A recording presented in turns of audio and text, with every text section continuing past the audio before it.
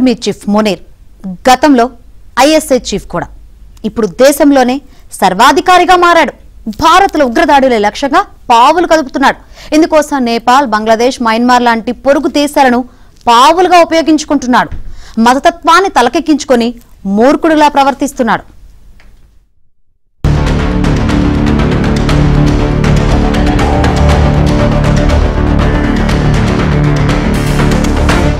భారతదేశంలో ఉన్న ఒక వర్గం వారికి శిక్షణ ఇచ్చి వారితోనే దేశంలో దాడులు చేయించాలనేది మునీర్ ప్లాన్. పహల్గాంలో అదే పని చేయించాడు.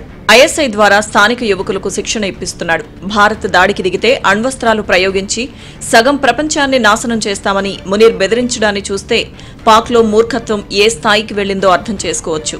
ట్రంప్ చైనా అధ్యక్షుడు జిన్పింగ్ చేతిలో కీలుబొమ్మగా మారాడు. వారి అండ చూసుకుని రెచ్చిపోతున్నాడు.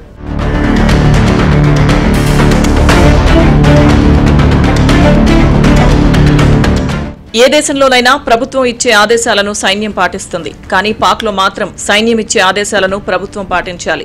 మునీర్ ఏదైనా దేశం వెళ్లి ఒప్పందం కుదుర్చుకుంటే దానికి ప్రభుత్వం ఓకే చెప్పాలి. లేకపోతే నవాజ్ షరీఫ్, ఇమ్రాన్ ఖాన్ కు పట్టిన గతే పడుతుంది. You are of course the warriors, the soldiers of Pakistan. You are the light of Pakistan, which shines onto many countries of the globe. Don't forget this story of Pakistan. And don't forget to narrate this story of Pakistan to your next generation, so that their bond with Pakistan, it never weakens. Whether it is the third generation or the fourth generation or the fifth generation, they know that what Pakistan is for them. You think terrorists, they can take away the destiny of the country from us? If this great Pakistani nation and the Pakistani armed forces, if 1.3 million Indian army with all their wherewithal, if they cannot intimidate us and they cannot coerce us, these terrorists can subdue the armed forces of Pakistan. It is no more a question. Pakistan has already started rising. The question is, how fast and how quickly can you rise? భారత్లో జరిగే ఉగ్రదాడుల వెనుక పాకిస్తాన్ గూఢచారి సంస్థ ఐఎస్ఐకి చెందిన S1 unit కీలక పాత్ర పోషిస్తోంది. Munir army chief అయ్యాక మరింత క్రియాశీలమైంది.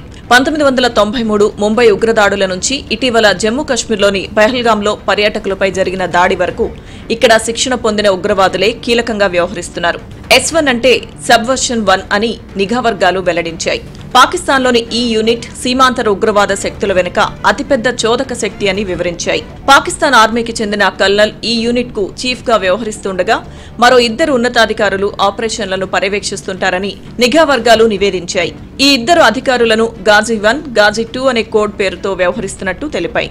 వీటికి ప్రధాన కార్యాలయం ఇస్లామాబాద్ లో ఉందని, దాని ఉగ్రవాద కార్యకలాపాలలో ఎక్కువ భాగం డ్రగ్స్ ద్వారా నిధులు సమకూరుస్తున్నాయని వర్గాలు చెప్పాయి. ఐఎస్ఐ సైతం ఇప్పుడు మునీర్ కనుసన్నల్లోనే నడుస్తుంది.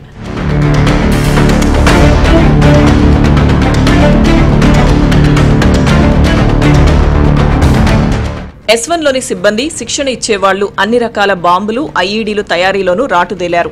గత 25 ఏళ్లుగా S1 యూనిట్ లో పాక్ ఉగ్రవాదులకు శిక్షణ ఇస్తున్నా ఇటీవలే భారత భద్రతా దళాలు వారి మొత్తం కార్యకలాపాలను డీకోడ్ చేశాయి. దీనిని ప్రత్యేకంగా భారత్లో ఉగ్రదాడుల నిర్వహణ కోసమే ఏర్పాటు చేశారని, పాక్లోని కార్యకలాపాలు సాగిస్తున్న ఉగ్రవాద సంస్థలతో సహసంబంధాలున్నాయనేది నిఘా వర్గాల అభిప్రాయం. S1 సిబ్బంది జైషే మహ్మద్, లష్కరే తోయిబా, హిజ్బుల్ ముజాహిద్దీన్ వంటి ఉగ్రవాద శిక్షణ శిబిరాలలో కనిపిస్తున్నారు. ఎంతో రహస్యంగా శిక్షణ ఇవ్వడం వల్ల అసలు ట్రైనింగ్ ఇచ్చేవారు S1 నుంచి వచ్చారన్న విషయం ఉగ్రవాద సంస్థలకు తెలియడం లేదు. 25 ఏళ్లలో వేలాది మంది ఉగ్రవాదులకు శిక్షణ ఇచ్చినట్లు భావిస్తున్నాయి ఇంటెలిజెన్స్ వర్గాలు.